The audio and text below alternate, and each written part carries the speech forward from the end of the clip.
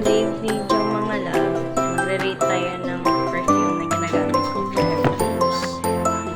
So first ay ang ating Andrea's Secret TL Amore. Amoy natin siya.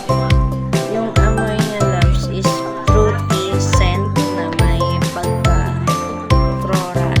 Then next one is itong Andrea's Secret UA. Mabango siya. May floral talaga siya. Perfect din siya for everyday use, guys. So, next ay ang ating lace.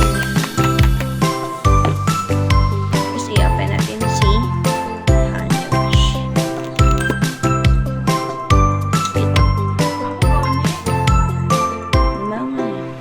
I like it.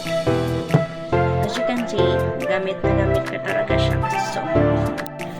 The last one is his sweet late night.